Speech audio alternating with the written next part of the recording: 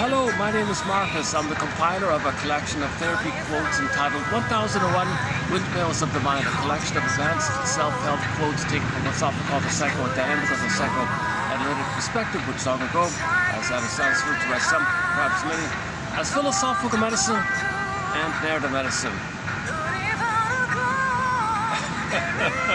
We haven't played this song in a long time. Here we go, let's begin with the bell. All right, now let's begin here. In this video here, I want to post two quotes. One sort of from the self-help, sort of general kind of, just general introductory kind of self-help perspective on why we choose the nature to do kind of thing. And a more analytic kind of family systems approach about projection, either or, and family systems theory about scapegoating and how to disperse the tension in the family, this whole idea. So, both quotes refer to trying to understand, why dysfunctional families exist. Why are there so many divorces, kind of thing. So stay tuned. So hang on a second, let me do this. We haven't played this such a long time. It's nice to hear it, eh? This is from a band called Angel's Whisper out of Luxembourg, an indie band, a song called Loneliness, great little song.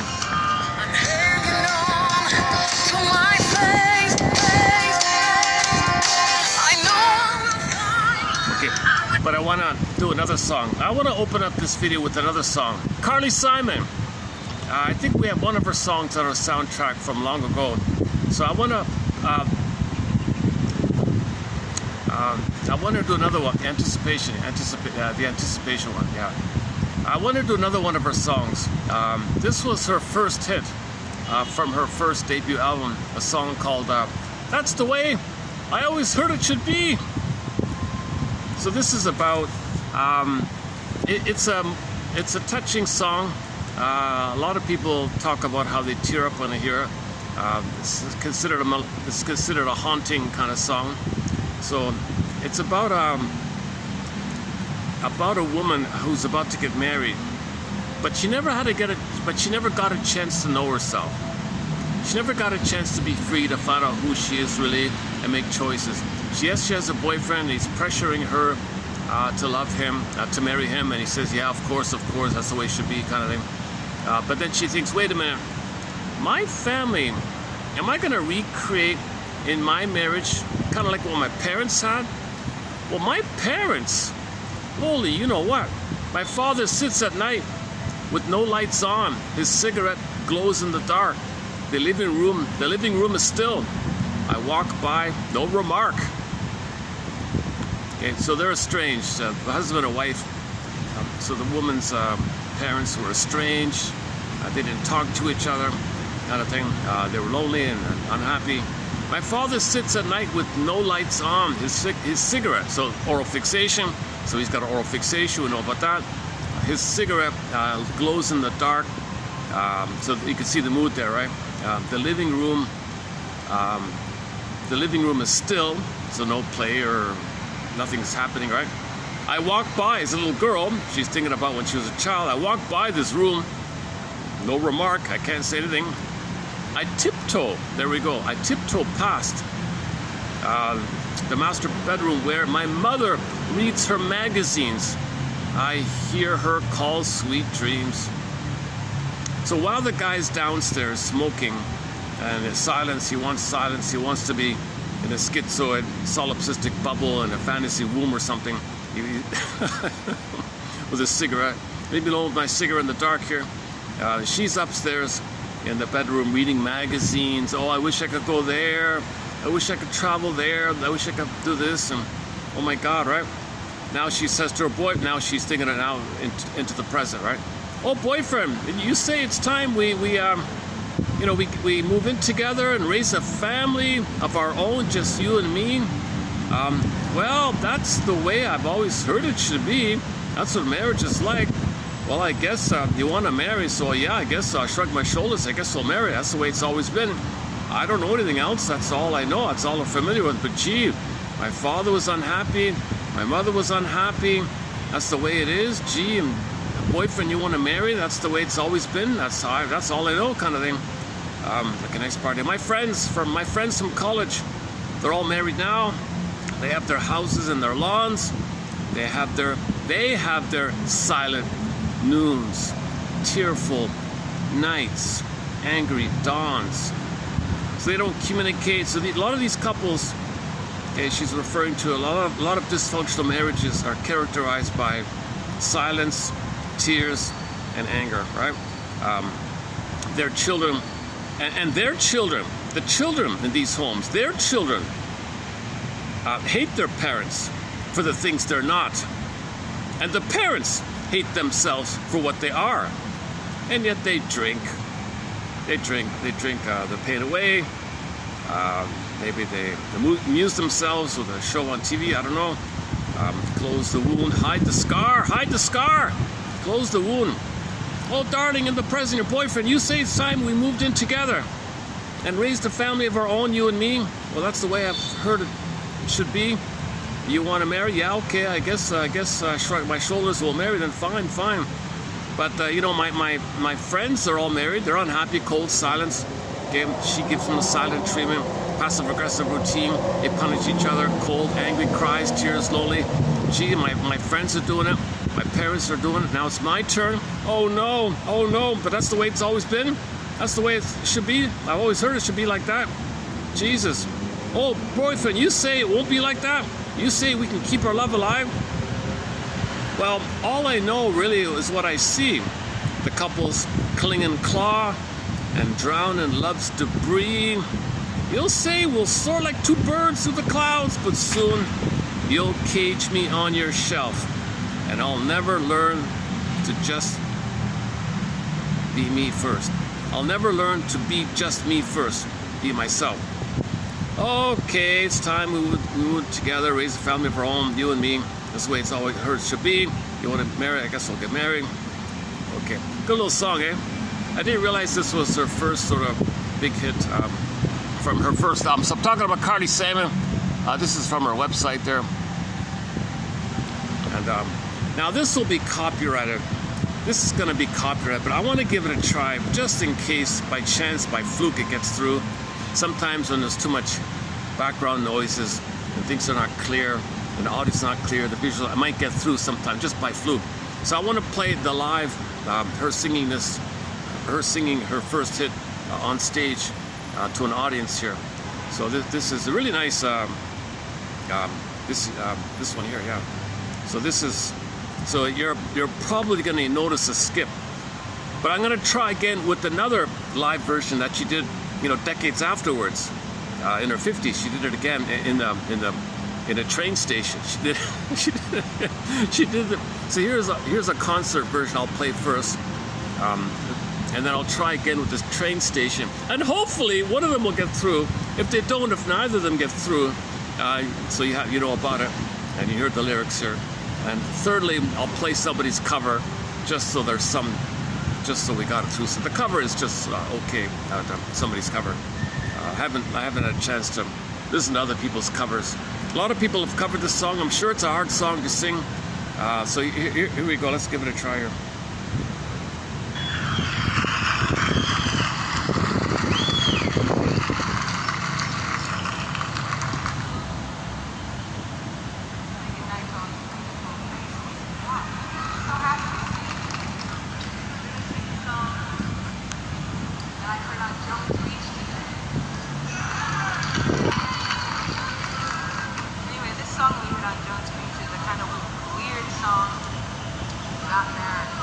A weird song about marriage.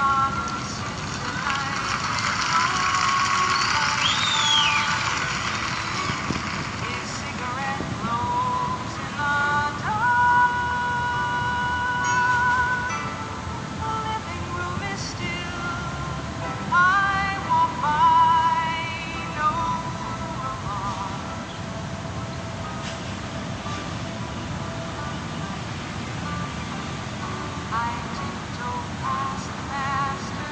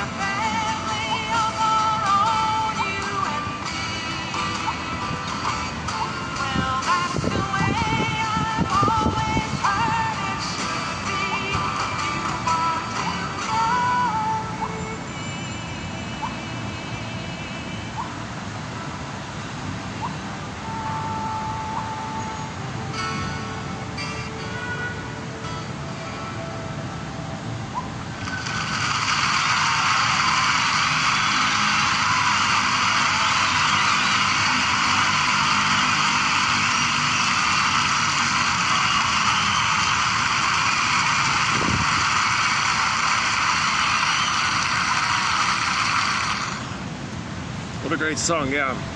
And now let's try the train station one. So 30 years after that, so the lyric is quite powerful. You know, the kids are really unhappy with their painful parents being so immature. They don't know themselves. So that line is, she said, I don't get to know myself. Okay, the parents didn't get to know themselves.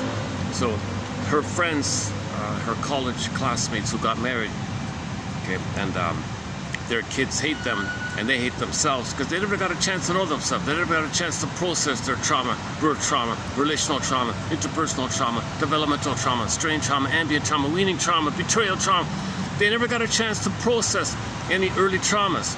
Most people do have trauma, and if you don't process your trauma, man, oh man, you're gonna recreate in the present the past, hoping to process the past. The present's new edition, reliving, recreation of the past. And you're pulling the kids to the trauma, scapegoat, and exertion anger. One kid might put kids in the roles to disperse the tension, and then no one's really happy like this. The chants don't feel safe to be themselves. The parents are infantile, still in the past, trying to process their pain of the past. Parents are not, when children are traumatized and they grow up and they didn't process the trauma, then they marry somebody who reminds them of the partner on their end. She does it mutually. So she marries a fellow who reminds her of the mother, let's say. He marries a woman who reminds her of the father, let's say. Very flips around, and they're recreating their respective past, and they're competing. You give me my mother's love in the past. No, you give me my mother's love in the past. But what they're doing is they're playing one of the parents and using the other parent as a substitute for one of their parents. And each parent is and as above, so they're creating the dysfunction they had. So when kids come on the scene, or actual kids come on the scene, they don't want to be parents because they're still infantile fighting with the parent. This is a negative collusion on the parents' part. When real kids come on the scene, they cannot be parents. The parents hate the kids hate this. You're two infants in big bodies. You're infantile, but you got all the power. I'm a little baby. I don't have a proper mother. I don't have a proper father. I hate this. And the parents might say, I hate this too. So why are we repeating this kind of thing? So that's today's topic. So when there's trauma, you repeat like this. So the positive tension is parents are repeating, hope for a better past. And too much tension between the two doing that. So they disperse the tension on the kids. One of the kids might be scapegoat like that. Today's topic here. Okay, let's go to the train station. Can I fix the lighting here? Okay, sorry about the lighting here. Okay, 30 plus years after that, here she is in Grand Central Station here.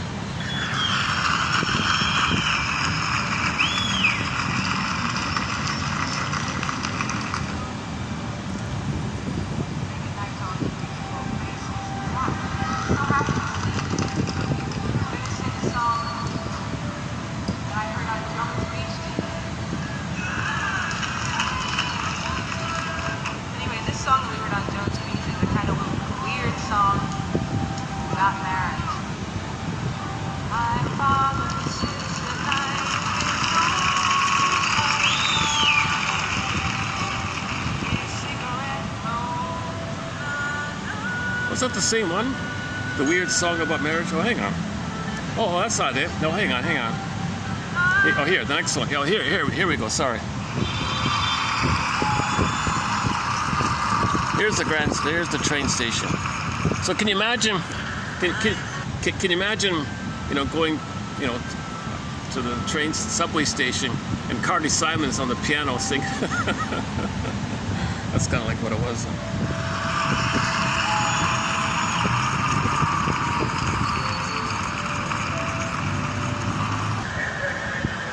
Oh, and you hear the train announcements in the background. Next stop. It was. Oh, here's a remaster of it. Should we just try the audio? Okay. Yeah. Here it shows it was remastered. Usually the remaster, it's not as good. Okay. Let me scrap the cover for now, and let's go to today's quotes. I was gonna play a cover, so I'm assuming you didn't see the past 10 minutes. So anyways, Carly Simon's song, big hit, called That's the Way I Always Heard It Should Be. Oh my God. So it's really a great song, eh? Yeah. Her concert her outdoor concert called Martha's Vineyard, with in the breeze, the wind blowing her hair. That's one of the best outdoor concerts. That's one of my favorite. Plays all her big hits on there. Anticipation, You're So Vain, the Spider one coming up again down the pipe. So the Spider one, right? So it rains, the spider comes out. Oh, it rains. Oh, the spider comes. Just about persistence, resilience. Okay, so let's run through these quotes here. So the basic premise is, when it's trauma, we recreate, repeat, restate, try to get a better past. Hope for a better past. You'll only be attracted to somebody to play the role of your past, to replay the past. You're dwelling in the past, living in the past. The puppet master doesn't know time. All time, it's powerful. The survival brain is very powerful. Without consciousness, it co-opts you and just makes you choose somebody. Aha! It fits. You're the one. Okay? And then you recreate, hope for a better path. What are you hoping for? The missing oneness. You can't do it. You want to be free, but you need the oneness. You can't be free without the oneness. You have this constant battle of the dual needs of fusion and separation. Okay, symbiosis and autonomy, and this is a struggle like that. So most children don't properly get the developmental process where they're safe in the oneness, symbiosis dissolves, they have a chance in the rapprochement phase to experiment, find out what they like, then they individuate. Most children are not getting that. So you find somebody who reminds you of the failure of your childhood and try to recreate and redo it. Now the caveat here is if the two people are conscious and they communicate, they can grow together, heal together. Marriage is an opportunity as a therapeutic healing journey. If they communicate together, if they learn communication skills and they're conscious of the developmental process like that, and they can do what she calls roots and wings. They can give each other roots and wings, and the roots give them wings, and the wings give them roots, and they can do both and stay married and have the freshness, and because they're growing together. They're growing together, they can love more, they can grow, be more, love more, together more, fly more, together more, roots more, fly more, wings more, together more, love more, and it's fresh because growing and developing, like blossoming. So the couple, that's when the marriage becomes like fine wine. So it can start off with the blissful excitement, honeymoon phase. Usually it's sour milk, raw style, angry, fighting, because it doesn't work. You can't, nobody in the present can actually literally correct your past. So only consciousness is the way out of it. With consciousness, it can be fine wine. Without consciousness, typically sour milk like that. And this idea of, the Cupid's arrow, the limerence, the love at first sight, just one look, I knew it, that moment I saw it, that sudden thing, right? That's because something in the present triggers, your unconscious remembers that person, or sees in that person, recognizes in that person your mother in the past, so the wiring is flared up, the symbiosis is there. The symbiosis, the blissful feeling, union mystica, participation mystique, blissful euphoria, all that happy chemicals called limerence and euphoria. So you feel it, just one look, whoa, your survival brain is in a floating plate. Babies feel this blissful phenomenon. So that's why, you're the one, right? So that's, now you're back there with the oneness. But the problem is the oneness wasn't complete. The oneness wasn't complete. So that's why you're looking for somebody to complete the oneness. Oh, you're going to complete me. You're going to complete the oneness. And you won't be interested in somebody out of the traumatic setup. If somebody doesn't trigger that, you won't be interested. If somebody has mutuality, secondary relating, mutual relating, person-to-person relating, healthier communicative, they won't be interested because you're trying to resolve. You're stuck, you're frozen in the traumatic place of not getting the symbiosis or not getting the developmental needs wherever it was, right? So that you'll choose somebody that fits that. So you'll see in the quote coming up here, when you look for somebody, like why that one and not that one, right? Well, usually sometimes they directly look at the person, or you project your image in your mind, your distorted image of the person onto that person and twist the perception of that person to fit the image. Oh, there it is there. Or you provoke, prod, induce, entice, manipulate, coerce the other person to behave in a way like the past so you can recreate the past. So we're not living in the present, we're reliving the past. Repetition compulsion is the compulsion to repeat, hoping for a better past.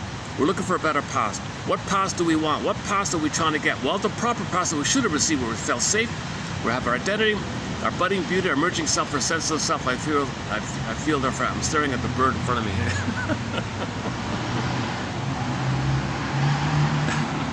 It's got a very elegant, very poised, elegant bird just sitting there on the ledge there, on the rail there. I think that's the Javanese dove. If I'm not mistaken, that's the Javanese dove. It's a dove with the blue beak and blue feet and gray on the surface feathers, but when it flies, it's black and white from the end. Yeah, that's it. Yeah, there it goes. Yeah, it's a Japanese dove. Yeah, there's some nice birds around here. One has a orange beak and feet. That one has blue beak and feet. Okay, so we have a lot of good quotes on this issue of limerence and love. It's called transfer stuff, where you transfer the past to the present still the past, hope for a better past. Remember, there's no time there, so all time is that time. You want a better past.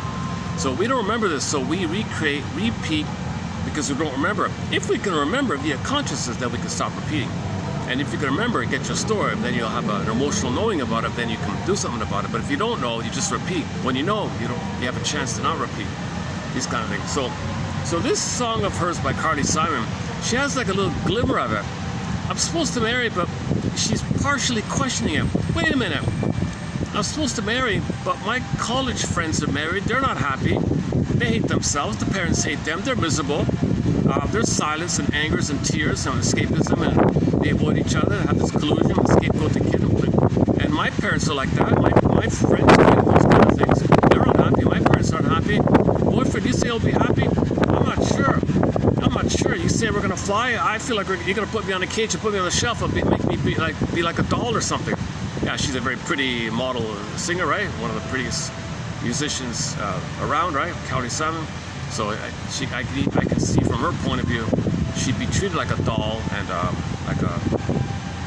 like I can imagine if she's writing the lyrics or co-writing the lyrics, you know, a lot of men would probably treat her like a symbolic mother, the ideal woman of all women, and then they would want to control her, put her in a cage, control her, so the men would try to get their maternal needs met using her. This is the mother treating her like the missing mother. So she's caged like that, controlled like that, because the men are hoping to get a better past themselves. They didn't get proper love. They didn't get the maternal love food. They think if they control her, maybe they can get the past. It's not going to work. And the quote, this quote here coming up here from the 80s, they said, you know, this thing passes down, like it doesn't work. You create these dysfunctional homes, the next generation recreates those dysfunctional homes. Next generation, again, the dysfunctional homes. They have this genealogram. They focus on this genealogram thing. You look at the tree like that, and you see all this soap opera, BPD, chaotic, narcissistic, BPD, chaotic, and scapegoating. You see all these things passed down the tree, and divorces here, this, there, that, this, that, and not one round did it solve. It never works. You just pass it on. So this is, so this quote here, we have already a few quotes on the family systems theory. Murray Bowen's of the triangle. Too much attention with the parents, scapegoat the kid, one kid is scapegoated. The roles kids can play for whatever reason. Lucy Holmes and families. We covered a fair bit of quotes already on the family systems theory. Tess Forrest recently, and others.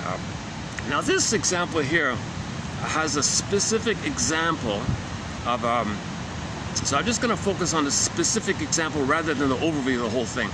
So this specific example by these two, Mr. Everett and Miss Volgi, is it Everett? Everett and Volgi. They have a book called The Borderline Family, or Treating the Borderline Family. So this comes from a book called Treating the Borderline Family, 1988 book, 89 book like that. So they're focused on. So let's back up a sec. If an individual has BPD, okay, we know about the intense, short-term, chaotic relationships, identity diffusion, either or thinking, it's very dramatic, all or nothing, one little mistake, I hate you, one little thing, I love you. Things are exaggerated, chaotic. They can't trust. They got to recreate the chaos they had. They need to connect, but if they try to connect, they reject, because they think they'll be rejected. They'll reject first, so they won't be in a position of being rejected, so they reject first, but they got to search for the oneness, but they can't accept it, so reject, because they think they'll be rejected. So there's very chaotic, very soap opera-y with BPDs. They're considered the quote-unquote difficult, and they always call them the difficult ones. So they don't trust or communicate. Their emotions pop up a lot, but they don't understand it, they can't hold it, they can't put words to it, and they're hysterical, they're dramatic, and they're very impressionistic, and a lot of wild things they're saying, and they tend to be impulsive, they might act out, so they're very chaotic like that. So the underlying psychology of the defense mechanisms underpinning this behavior is called splitting and projective identification. So let's start off with splitting. So when the baby's nursing, heaven or hell, it's unity, bliss. Got it, great. Baby and the mother one, Garda Vida, Shabala, Shag, Rally, Nirvana, Paradise, Utopia, Paradise, Unity, Mystica, Participation, Mystique, blissful feeling, oceanic feeling, no time, no space, floating, happy, he's everything. Okay, so the mother and the baby are in this unity issue. It's all good like that, right? The mother's on the phone, click, pain, stress, no time, rage, bouncing himself, attacking himself. Now he internalizes the bad mother, his anger, makes the mother, rejecting mother, really a monster because he fuses the rage and rebounds in himself. Now got a monster of the id. but he's got to split it because mother must be good for survival. So mother must be seen as good, but mother rejecting him combined with his anger at her, and the anger cries for love to her. Anger is a want for love for her, but it rebounds in turn himself, a monster like that, like an either or. So to protect the good, needed good mother, fantasy fusion, he splits it off and has, quote unquote, splits it off and has the bad mother idea. But the bad mother is really, mother wasn't that bad. She was just on the phone, right, or whatever. But his rage at her rebounded into himself. But remember, rage is a cry for love. So he's crying for love, rage at himself, wanting mother's love. He's hurting himself, that's crying for love for mother's love. So while that's going on, while he's hating himself, it threats within like that, he's got to put compartmentalized separate psychic bin, hallucinates mother's a goddess. Now you got the etiology of either or. So back up, so hold a sec. So if that's not a resolve, if that's not complete, if that's not resolved later on in development, if the child is cursed and jinxed with this, so if this, either or is meant to be temporary, briefly, but if it doesn't get a chance to resolve, the mother's consistently malattuned, consistently misattuned, she's never good, quote unquote, good enough, she's always rejecting and narcissistic and wants the kid to play a role, dumps on the kid, uses the kid, and she's never really there for the child, sees the child for the child's needs. The mother's consistently soul blind to the child. That makes it all about her because she's sent to say, can't see the child's maintain either or. Either or is the most archaic, primitive way to organize the pain. Mother must be seen as a goddess, and the rage, the mother rejecting mother, ragified by his rage, attacking himself now, but that's the mother. The mother's a monster basically in his psychic structure, goddess demon idea, and he keeps it separate. So that's a primitive thing. So in the myths of fairy to this is goddess and demon ideas. So that's brief theory is briefly people will do this kind of. So let's say that's unresolved. Let's say it stays like that. Let's say there was never a chance to have the both and, like the regular both and. He does either or. People are three-dimensional, both and. Mother's loving and frustrating, but child can't handle that. He splits it. Oh, goddess demon. He cannot handle one person being loving and frustrating. Too confusing for a little baby. Doesn't have an ego yet. Doesn't understand. He needs perfect bliss. Perfect bliss is crash, shame, burning, biting feeling. He's in hell, heaven and hell. So this biting the apple, nipple, rage. And so now knowledge of either or.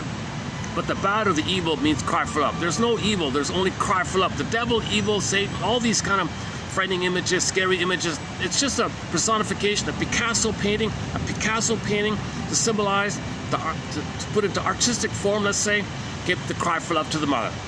Okay, the devil image, the rage image, and we're devil, all this, it's just cry for love. There's only one love line, attachment line, love, attachment, hunger, love, hunger. There's only one line like that, one thing. Okay, so when it's blocked, turns in, then it's destructive. And then you got either or to manage it. So there's no separate. So once again, Ian Suddy's book, Origins of Love and Hate, 1935 book. A good simplified follow-up is Paul C. Helliger's book, What Babies Say Before They Can Talk, or Karen Horney, or any of the object relations theorists, or Masterson, or Grotstein, and Ogden, and Rinsley, all the authors we quote, and today as well, yeah. And this one here by Everett as well. Okay, so that means if the psychic structure is still, number one, you didn't get a sense of mother as a person, therefore you don't have a sense of self-representation, mother representation. You're still fused, yes it's split, but the fusion is still there. That's called your primary dependency needs being unmet. If your primary dependency needs, your symbiotic, fusion, pre-oedipal, oneness needs are not met, there's all your problems. Because you need them to be met to graduate into secondary mentation of mutuality. So when you're safe in the oneness, and it gets to a place where mother's a person, you're a person, post 18 months, then you start to experiment with what you like. Then there's a sense of self-representation, other representation, whole object relation, person to person, mutuality, Freud, people. So then all the capacities, okay, really mourn, empathy, warm gratitude, recognize others, people in their own right, you're a person in your own right. You have this empathy is key one here, and gratitude and empathy, those kind of qualities, moral, ethics are common like that. So the capacities of the real self described by Masterson. You need an I there. So you get your I, your vital I, your core I, your real self I, your true self I, your real self I. Okay. When the primary fusional needs are met, then you the psychic structures self and other, me, not me, two people like that. That's what they keep saying, right? So that means If this is not done, if splitting's still there, splitting precludes the gifts and the capacities of the real self, including mourning. So Rinsley says splitting precludes mourning. Splitting precludes your sense of self and others of self, because you're dealing with this pain of not getting enough oneness. So there'll be an immense, so an imagined relationship, if you're trying to pick up there, woo, you feel that, and somebody goes away, you feel all the rage. Things are too intense. So if somebody does fall in love with one side, because you're dealing with the oneness, it's a survival thing for the baby. Baby think gonna perish. So if the person doesn't mirror them or one with them or mind read, they're fusion of perfect, okay, feet of clay, oh my God, you betrayed me. And things are so anger, and you project and devalue as a defense against the pain you're feeling. What pain you're feeling? You're feeling what any baby would feel if his mother wouldn't be around for him. Okay, he thinks he'd perish. Okay, that's called abandonment, depression, persecutory anxiety, annihilation anxiety, disintegration anxiety. Mr. Firestone calls it death anxiety. I never liked that phrase, but he thinks he's going to perish. Let's call it fear of perishing anxiety. I don't know. Yeah, let's try it like that. So then, as a defense against that pain, well, you restore your grandiosity by aggressively saying how bad they are. Didn't you anyways to project yourself on them and revert to the aggressor. So you identify with the aggressor and treat them the way you're treating yourself. So that's a trick to make yourself temporarily feel better when you devalue others like that. So that's the sour grapes mechanism kind of idea, or putting someone else down like that. But you're putting yourself down. But when you're the aggressor putting yourself down, others play you. You put them. Okay, that's another topic of identification of aggressor. But they're all kind of linked. Identification of aggressor, either or, and projective identification, right? So, but just let's just keep with the either or. So if either or is not resolved, and later in life, whenever there's a lot of stress or their trigger, they revert to either or. If the baby copes with pain with either or, later on your trigger, you revert to either or.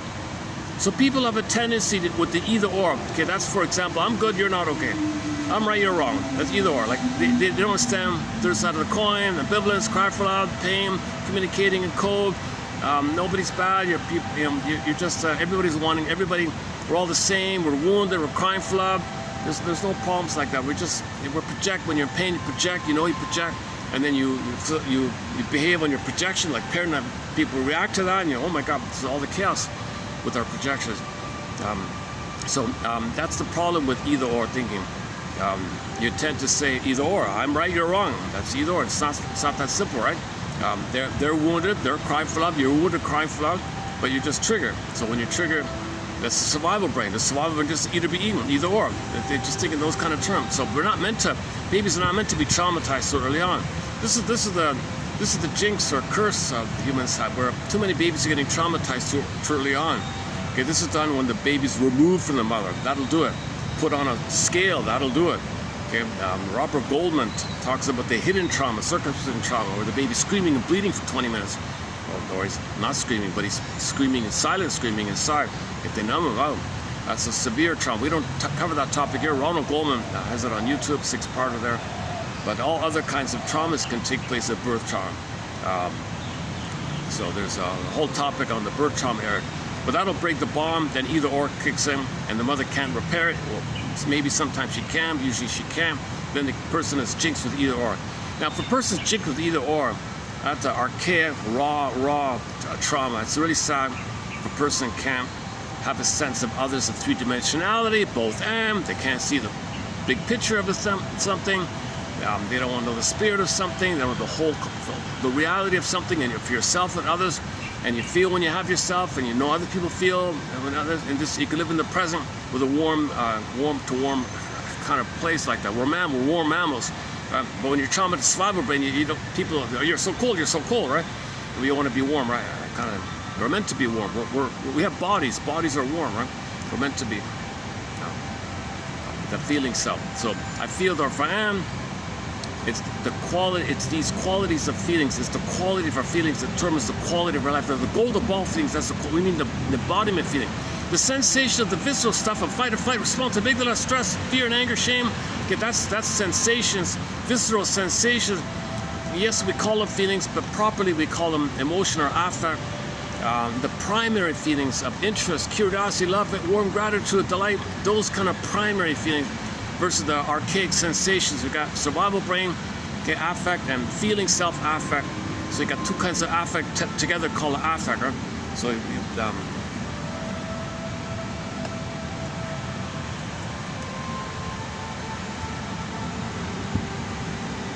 doing here?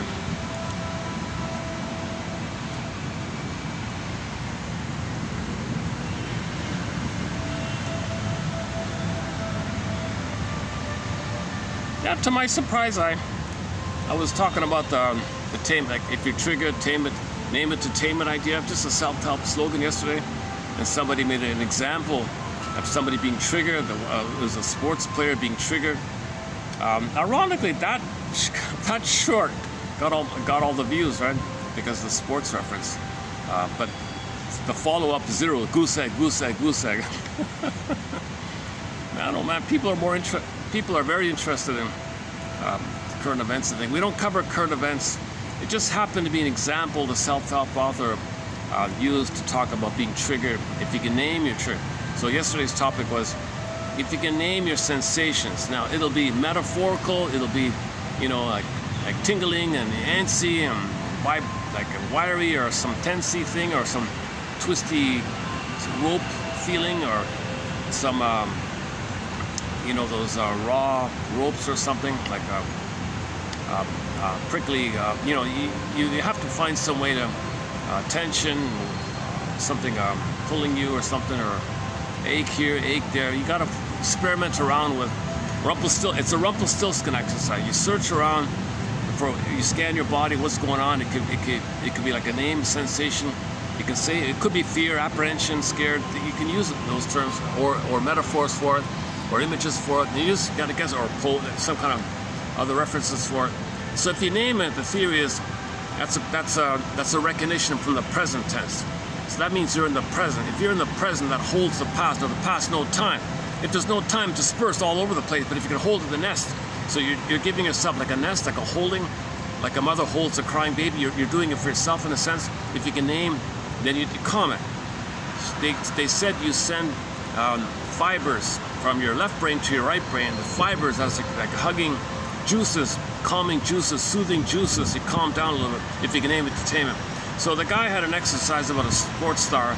I don't know him at all, actually. I just mentioned it because I was just reading it out. And then sure enough, this morning, oh my God, 1,000 views just because of the name reference. I did a quick look. Yeah, he's an excellent player. I can see the appeal that this Zidane guy, right? Zidane, is that right? He is one of the greatest football players of all time. I saw some sample highlight clips. Man, oh man, yeah, they see graceful, poetic, flows. He's like a Tai Chi master on there. He's really like he flows, he's relaxed, he's calm, he can handle the ball easily. He's very intelligent, he sees, he's calm, he sees, he's a great player. I can see why people are very enthusiastic about him like that, yeah. And a lot of praise like that. He's not like aggressive, he's calm, and he's doing like a ballet thing. He is more graceful, what's the word? Yeah, graceful. He sees it, like he sees it. I know what's going on. Confident. He's a calmly confident player. He's just very confident. He's just relaxed and confident when he plays. That's why he's one of the best players, right? When you have that kind of psychological, emotional strength like that. So John F. says people who play well in sports and musicians, they don't have birth trauma. So if you're good in sports, athletics, and music, and you're coordinated, left hand, right hand, and you can dance, you can do sports, generally speaking, you don't have birth trauma. People who do have birth trauma tend to be uncoordinated, awkward, two left feet idea, can't dance, you know, easily out of breath when you run up a little bit, things like that, right? Yeah, he does look very healthy and calm. I can see it, yeah. He's a great player. Yeah, so I didn't know the story about the headbutt thing, but now I got. I didn't fully look into it, but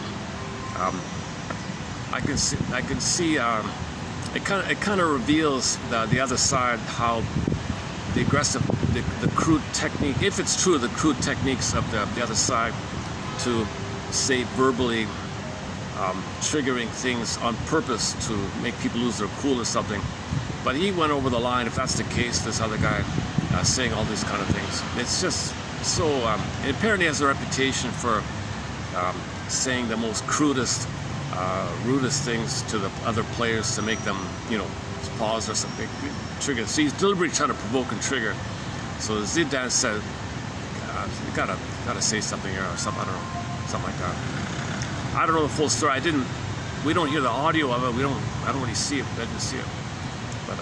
But we still like him. And when I looked it up this morning, it said, "Oh, he's going to be the manager for the team. He's going to be the new manager for the French team." Yeah. Oh, he's got a presence. I think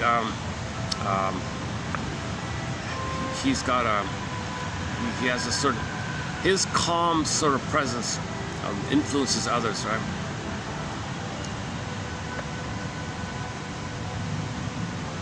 So the story was the team was behind. They had no chance to win. They brought him in out of retirement.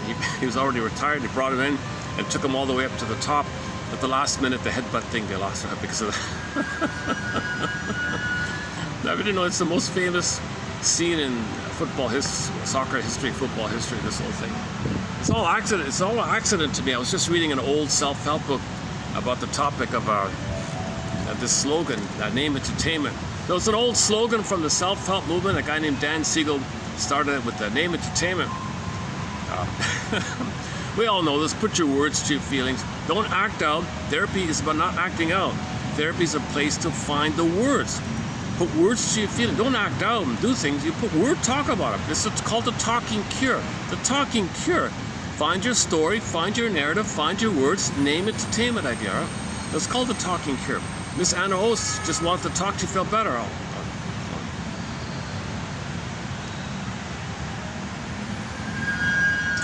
This Carly Simon song's in my mind now. I'll take it. Okay, so are we? Can I read the quote here by Mr. Everett, Craig Everett. Don't know anything about it. Okay, so in the family systems theory, one example is there's too much tension between the parents. So to keep the parents together, what keeps the parents together is they coax prod the child to assume the identity of having and possessing a thing about them that the two don't want to know. So they feel like a failure and shame and unhappy. Oh, if the kid displays all that, he's the scapegoat of one, they feel released like that. If they're angry, they might become naughty. So if he's naughty, they feel a little tension released by the kid being a proxy if they're not wishful, want to be naughty, but they can't be naughty, the kid will be naughty. So he could be like the defiant one, he could be like just a failure one to make them feel that they're not a failure, the other's a failure. If the kid's a star, I'll be a hero, be seen, then they think they could be seen. Vicariously, if the kid's seen, they think they could be seen. Now the parents think if the kid is seen, they think they're seen, that means other will give them the oneness. The parents want others to see them. Okay, so they think that the kid is them. So the parents think that they're going to be seen, via the kid being seen, that they're going to be seen. If others see them, then they're going to get the oneness. Then you're not going to get the oneness, but you're still looking for the oneness. It's a lot of pressure on the kid to be a hero, star, a success, like this. One kind of common role, scapegoat is a common role. Common role is parents give up, wish they were free, like them. Oh, okay, like this song, Carly Simon's song. An unhappy marriage described in that song. One of the kids in such families probably get the message that their parents wish they could be free. So one of those kids will try to be free, but he can't be free without mother's love. Didn't develop his identity to be free, but he'll be lost. So he's called the lost one. The lost role is an attempt to express the freedom that the parents want. Sometimes the kid plays the clown, the mascot, blow-up's team. Sometimes, if it's a daughter, she's supposed to play the mother and allow herself to be controlled because the mother wants to give herself oneness. Sometimes the mother has a boy, so boy, be aloof, freedom, and fight with the world, because I think the world's my mother, and I want my mother and mine to interpret your forcefulness as my cry for love, so I get mother's love in the past. And some mothers do all these. Mothers can be very psychologically aggressive, passive aggressive, sneaky aggressive. To do these things, so that's a separate kind of topic, right? So the healing conclusion was, we'll enter into the age. If we're in the age, if we can, like Ruben Fine says, let's declare ourselves in the age of self-awareness, self-knowledge, and self-awareness. And that to that point, the point when it reaches mothers loving the daughters, At that point, we'll enter genuinely into the age of Aquarius, because if the daughters are loved, when that daughter grows up, okay, she won't scapegoat the kids will be healthy and normal, right? So it's a mother-daughter issue. It starts with the mother and daughter. The naughty things men are doing, women create those guys as proxies of them to get their mother's love in the past idea. Lucy Holmes' theory. And we talked about that, so that's not interesting at all. Okay, so again, the basic elementary phenomena is too much tension between the parents. They feel some tension release if the kid can play a role. And that role, that topic on the role the kid can play, there's a whole bunch of them. And we'll discuss one of them here, another one as well.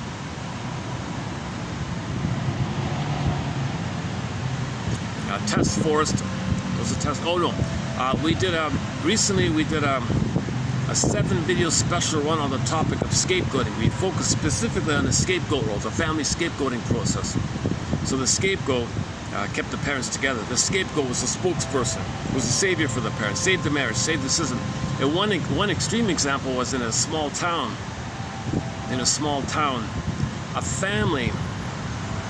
One family in the village was scapegoated.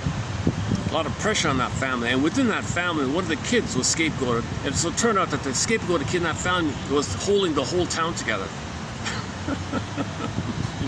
One unhappy kid in this unhappy family was keeping that unhappy family together, and that unhappy family being there kept together due to the unhappy kid in there, kept the whole town together, because that whole town was a company town, a lot of frustration. They had to scapegoat because they all work for the same company. So they have to get, so all the families in this town all work for the same employer. So they can't express their anger at the boss and things that are happening. So it turned out that all these families would just pick on one of the families outside the week. I don't know how that works. I'm not exactly sure. If they're considered maybe a little different in some way, or if they're considered slightly different in some way, that might be the reason. So that family was scapegoated. That kept all the other families functioning. Very tenuous situation. But that family, under the pressure, then felt within the family they had to scapegoat one of their own kids to keep them, to hold the whole town. The family and the parents and the other kids, siblings, to hold the whole town. One of the kids in there to be scapegoat. That kid was the savior of that family. Therefore, that family was the savior of that whole town family. That little kid was holding the whole thing together. Can you believe it? Interesting story. That was about 2 weeks ago, about the scapegoating process, about the dispersal. So Murray, it all starts with Murray Bowen, called the emotional triangle. Too much tension, dispersed to third. There's a certain, now you got a homeostasis like that. So splitting and projecting for dedication and this tension release idea and identification of aggressor, repetition, compulsion are some of the psychological underpinnings to a lot of these things. So let's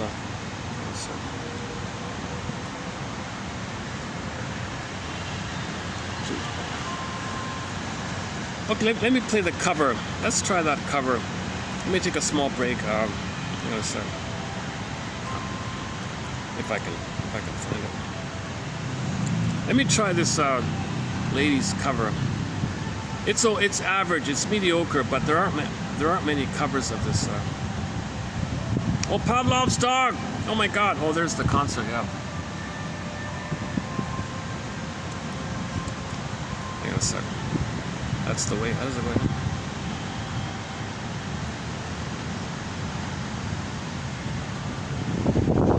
Let me find that cover. It was okay. Hang on a sec. Never even heard of her.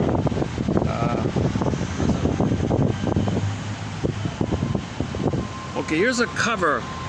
I never heard of her. Her name is Natalie Maines. Performs. That's the way I've always heard it should be.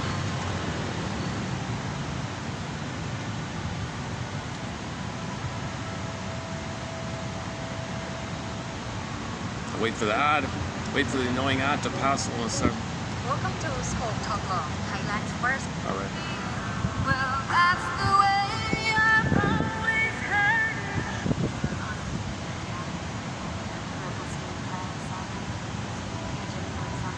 I got to meet her today for the first time. I asked her, how many songs have you written?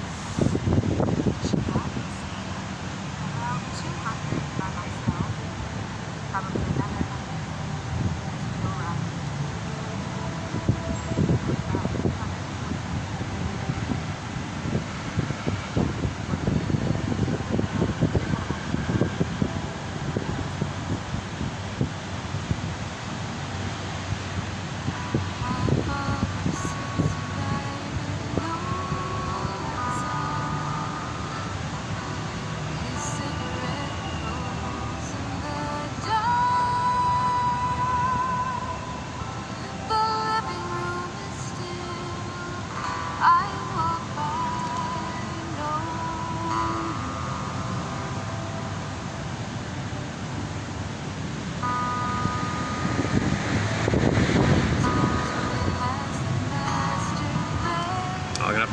No, there's no comparison. Like, all right, never mind. Okay, so here's okay.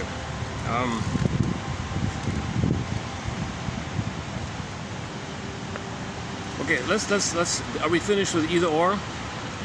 So either or is a key one because you tend to do either or, jungle mentality, either or. So survival, and if you don't see things in either or, you feel the anxiety of disintegration anxiety. So you entrench the either or to protect your defensive structure. Because if you step out of the defensive structure, you feel the massive anxiety. So you revert to your defensive structure called the armoring. Your infantile armoring is dysfunctional to always see things based on how you cope with trauma in the babyhood time. Dysfunction and neurosis, the definition of it is you're still seeing things in the present the way you coped and saw things originally in the past. And what you do is you go through like constantly recreating and seeing it like that, seeing things like that. Okay, the second point with either or is in order to perpetuate and maintain the either or, the added quality of either or is that you want to coax, prod, see, and you want someone to play the role that gives you your either or thing. So to make you feel either or good, bad, I'm good, you're bad. Oh, I want to provoke you to be bad. Show me a mistake. You know, like so back to that crude player who was saying all these rude things to Zidane, right? So he probably has the either or in his own mind. And Zidane is a beloved character. He's considered an unlikable character. So he probably thinks maybe he wants to switch it or something. I don't know. Maybe he wants to say, no, I'm good and he's bad. Let me provoke. Do something. Oh, good. Aha. And then, but it didn't work. So everyone hates the guy. Now apparently Italy has a curse and they never get to the finals. The headbutt curses. According to some commentary, I don't know. So the rude guy prodded and said these unbelievably insulting things about his family members and saying things, you know, even drunken, maybe in some low-level bar, people are extremely drunk, you might hear that kind of. Here he's on in front of 700 million people watching him, and he's saying, apparently he's saying these kind of things. We don't know exactly. So he had to calmly make a statement.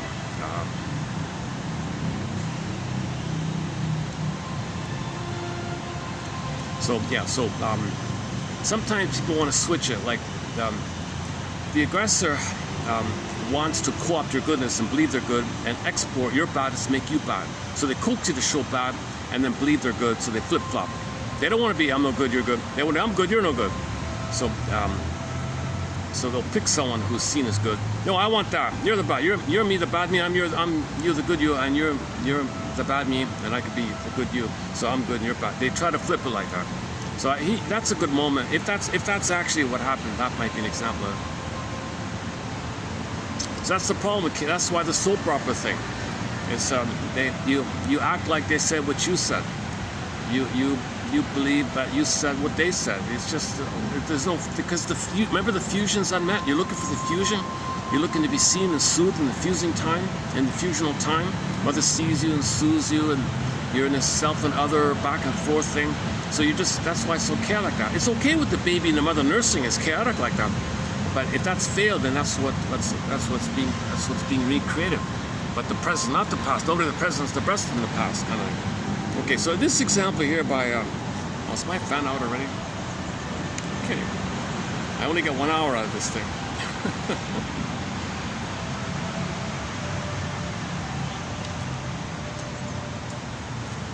Okay. Oh, there's a breeze. Oh, thank you. Oh, we got a breeze here. Oh, let me enjoy the breeze for a second here. Okay, welcome the breeze here. Yeah, all things considering, today's a good day to do a video. Okay, where are we here? Okay, this example of the dysfunctional family system focuses on a specific scenario where at least one, he doesn't say it directly, but at least one husband or wife has BPD. If that's the case, the other one either has BPD or they have narcissism. So that's considered a borderline family if one has BPD.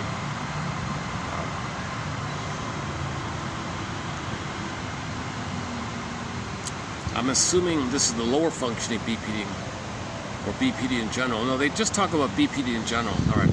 So BPD in general, okay, man, oh man. They look for the oneness, they can't have the oneness, so they reject. But they gotta look to reject, so it's chaotic. They can't accept, because that's engulfment. They don't want to be abandoned, because annihilation anxiety. They reach forward.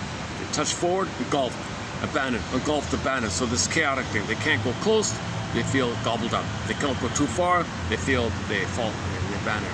So this chaotic thing. Identity issue, there's no identity, right? So they think that they believe they're the other person. What's going on here? Whenever the stress, either or, you play one role, and I play the other role. Gotta see things either or. And they flip it around, next minute flip it around, next minute flip it around. So it's very chaotic, crazy making, they call it this kind of. So if a family features one of these quote unquote hysterical. Now remember, there's covert BPDs. You have some turtle, you have some covert introverted, quiet, passive aggressive, psychologically aggressive BPDs. So this is a covert version, okay, like the obsessives, for example. The obsessives maybe. Is that right? Obsessives tend to marry BPDs, and BPDs tend to marry obsessives. So they're calling it a BPD marriage, as long if one is BPD. They're not calling it an obsessive marriage. An obsessive marriage would be if two obsessives get married. It's different, right? Barnett has an article called the obsessive hysteric marriage. So the obsessive hysteric marriage, they're calling it just simply the BPD family. No, the BPD family, I get it now. The BPD family is this phenomena that in no generation was there ever any happiness. And the dysfunction got passed down. The dysfunction got passed down. The dysfunction got passed down. And it kept getting passed down. And in each passing down, all those families had the soap opera. Soap opera family there, soap opera family, next generation soap opera family. That's what they mean by the BPD family. Every generation it's the soap opera stuff. I think that's their general overview. Let me update that. I just started in on the book here. Okay, so another point here about this quote we're going to read now is in smaller families it's kind of clear if one kid is scapegoated. But she has the example if there's many kids. BPD family, many kids, whoa. BPD family with many kids, whoa, there'll be two triangles. One kid will be the quote-unquote golden child who do no wrong, omnipotent, amazing one, he can do what he wants. And the other kid will be so naughty, but what he does is expresses anger onto the family system on behalf of the parents. Can you believe it? So this is a new twist here on the family systems theory. That one kid, for the homeostasis of a large dysfunctional BPD family, okay, homeostasis is one kid, so two kids won't get to be kids. One kid will play the role of super adult, super, can do no wrong adult, a godlike golden child, can do no wrong adult, no responsibility, can do what he wants, and that's the ideal perfect thing they're trying to create. Okay, so they're doing either or, idealization, devaluation. So they create another kid. All right, kid, you play the devalued side. So he's called so good kid, bad kid, kind of simple terms.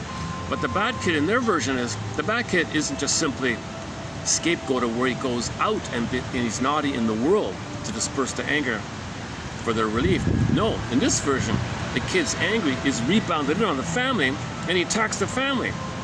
Can you believe it? So there's more chaos like that. And then the ideal one, dumped one, and then the other family members are feeling the tension by the designated, chosen, naughty one onto the rest of the kids. So one kid's the star, so they can feel something's the fantasy of fusional illusion, fantasy bond of something loving them, a perfect kid like that. And they need one kid to disperse the anger onto the other kids, right? So so this is really quite a quote here. Jesus, I'm not familiar with this kind of. I don't come from a large. in assessing a clinical family, most family therapists would identify a central triangle, emotional triangle, typically between parents and the child, which serves to balance the entire system. The role of the triangulated child is often defined by either parentification or scapegoating. So they have a difference between one kid, all right, kid, you take care of us. We parentified, you take care of us. You be a good kid and take care of us. So that's a role to be active, to take care of them. Child to parentification. So mothers will do this commonly. Mothers will say, you mother me. So he's parentified. Because she's unhappy with the fellow. Just leave me alone. I got my child to mother me. I want mothering from my child. Child, you mother me. Child parentified. And the father feels alienated. He goes to the garage. And that's the like the Carly Simon song. He's smoking a cigarette in the dark, and he's smoking a cigarette in the garage. And she's reading magazines. When the kid goes to school, the kid comes home, and kid mothers her. He goes back to the garage with his hobbies.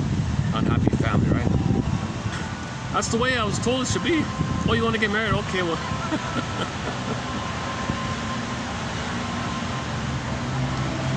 Okay. So stereotypically, one kid is going to be parentified, a scapegoated, play some other kind of role. It is rare, except in large families of 4 or more siblings, to locate at a specific point in time more than one central triangle. Okay, typically only one kid is going to play the role of parent for the kid, right? No, that isn't quite fair, right? All kids are going to play roles in a dysfunctional family, right? So one kid will play, one kid will be parentified, take care of the mother. Another kid will be dumped on a scapegoat. Another kid will be lost. Another kid will play the clown. So all kids will be given roles like that. Okay, anyways, but in terms, they're just limiting it to scapegoating and parentification. We the authors of this article, we have identified in the borderline family predictable patterns of two, count them, 2 central triangles. Not one, but 2. Buy one, get one free. 2 central triangles. And have termed these coexisting triangles. It appears that the unique level of emotional intensity in the borderline family requires multiple central triangles to balance and stabilize the family system. They typically take the form of split and projected images of a triangulated good child and a bad child. It appears that the tenuousness of the parental bonding. So the couple is very tenuous. These unhappy marriages are very tenuous. The kids are keeping it together. These scapegoated kids, these kids playing a role, and all the anger is dispersing around this energy thing. It's very, and you step out of it, the parents, you know, in one example they had was, back to the scapegoated quotes. One kid was scapegoated. Had that kid not have been scapegoated, either A, they would have been divorced, or if they stayed together, she would have had a psychotic break. If the mother didn't scapegoat the kid, she would have had a psychotic break. And the other version was that they would have been divorced. So these scapegoated kids are keeping the parents together. They're the quote saviors, the spokesperson. They're holding him. They're containing him. They're like mothers for these baby adults, right? Like the kid is being exploited and taken advantage of this way. It's easy to control them. Easy to tell them to play a role. They'll comply. So they're trying to get what they didn't get with the mother back down. So the scapegoated kid is like the mother for these parents in a way. Okay, back to the quote here. So things are tenuous with an unhappy couple, right? The kids are usually keeping them together. Most couples will break up, but they didn't have the kids, right? It appears that the tenuousness of the parental bonding and the continual threat of destructive anger requires 2 children. Okay, because there's so much tension, they think they need 2 scapegoated kids. They need 2 triangles to disperse. So 1 triangle is not even enough. They want 2 triangles. The either or like idea, good and bad idea. It appears that the tenuousness of the parental bonding and the continual threat of destructive anger requires 2 children, count them 2, to perform these specified roles in order to dissipate these threats and ensure the survival of the system, family system. Early in our study, okay, a long study, research stuff, blah, blah, okay, they did a long study here. I don't, it's in the book, all the graphs and the charts and the numbers and the statistics. Early in our study, we had assumed early in our study when we were starting out, we just simply assumed that the triangulated good child was simply playing a parentified role. So here's the new point here. So recently, somebody talked about the golden child being different from the parentified child. I was confused about that. So the golden child could do no wrong, he's free, complete immunity, no responsibility, totally free. The golden child could do no wrong, right? Whereas most kids have a pressure to perform, take care of them, be a star, do something for the parents. But the golden child is just totally separate and free. So this is a follow-up to the golden child. They don't use the term golden child here, but I think that's what they're talking about here. Early in our study, we had assumed that the triangulated good child was simply playing a parentified role. However, as we studied further clinical data, we found this role to be much more complex and redefined it as the omnipotent pseudo-parentified child. Omnipotent pseudo-parentified child. This child is perceived as doing no wrong. He or she follows no rules and acts without consequence. While this child has access and power within the spousal subsystem, he or she doesn't perform any roles or has no responsibility. So they got the benefit of being a king and a god, no responsibility. So they make this golden child like a golden king kind of thing, and doesn't have to do anything. So that's how they deal with the fantasy of a good priest, making one kid, putting one kid into the role of omnipotent pseudo-parentified child, the golden child. So he has to do nothing, right? And sometimes you hear that. I'm just who I am. I don't have to do anything. I'm the golden. So okay. While this role of the good, quote-unquote, good child existed within every borderline system, though some had left home and continued to play this role, the actual caretaking role was controlled by the borderline carrier, the mother. Okay, I think what this means is, if let's say the girl was put in this role, or the boy was put in this role, so whenever there is any caretaking, the parent does it. What should I do, mother? What should I do, father? You decide everything for me. I'm the golden one, but I can't decide. You decide. In addition, whoops.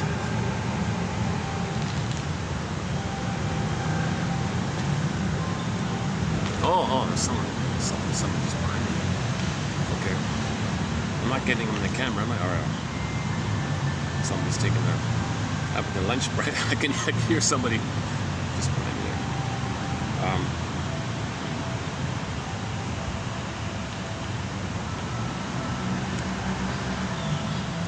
While this role of the good child existed within every borderline system, though some had left home and continued to play this role, the actual caretaking role was controlled by the borderline carrier, the mother. All right. In addition, again, unlike the typical parentified child, this omnipotent pseudo-parentified child, or the golden child, does act out, often covertly and manipulatively, but such behavior is never punished. So, okay, so even the golden child is angry, but he does it in a subtle, sneaky, passive-aggressive way. He's the golden child, right? But he's got to be angry in some way. So he does it. If he's expected to be so perfect and do what he wants, maybe he feels he has no right to be angry. If he is angry, the pattern is he does it covertly, but he gets away with it. Is that it? Yeah, why doesn't the omnipotent pseudo-parentified child often covertly. Okay, so sometimes overtly. All right. For example, so just to make the point, this example is like the most extreme of the most extreme of the most extreme end of the spectrum. It's not the norm. On the spectrum of this dynamic, okay, on the spectrum, you got the most extreme to make the point. So it's not the average. So the average would be something in the middle, but this is the extreme. So just to make the point here. So we want to make the point here, dear reader. One of our clients was like this. We had a client here. She was 23 years old, and she was treated like this. She was the golden, omnipotent, pseudo-parentified child. This girl could do no wrong. This woman did all these awful things. Okay, she had multiple abortions even here before at such an early age. It doesn't matter. She did all these things, criminal acting out. She was extremely naughty and doing all these things at a very early age. As a minor like this, it looks like. Okay, you can read the quote here. I don't want to read it here. So she continued to be idolized, but nevertheless, this preteen, this teenager,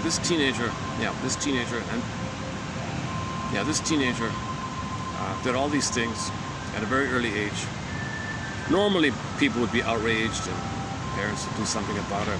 No, you're fine. You're the golden one. You know best. You're your little god. You know. So she was treated like this, right? And she continued to be idolized by the family. And finally she did settle down with one guy at 19 and married with a massive, large, formal wedding. And she was a star in this formal, large wedding with some billionaire guy, I guess. She's only 19, right? Now this very same girl, living in the mansion or whatever, not too far away, her parents were nearby. And every morning she would check in with the mother for advice and all that. So she would take orders from the mother still, right? Okay, that's an example of the golden child. No responsibility, does what she wants. Billionaire treats her like this way, and whatever role she's supposed to do, she just does what the mother tells her to do. Strange situation, right? My goodness. Again, that's an extreme example. Okay, now that's one triangle in the BPD family. Okay, now what about the other one? Here's the interesting one here. You think that's bad? Here's the other one. The contrasting triangulation of the quote bad child. So the golden child is the quote good one. What about the bad one? Quote unquote bad one. So remember, the BPD parents have either or good or bad, goddess demon, right? They have this goddess and demon mentality. So the demon side of this in their psychic structure is that one child is going to be put into the role of not just the regular scapegoat. Remember, the regular scapegoat goes out in the world and is naughty, bully on the outside, and they love it. They love that the scapegoated kid is going to be, well, there's different kinds of scapegoats. In the bully version of scapegoat, those parents love it when their kid is a bully outside.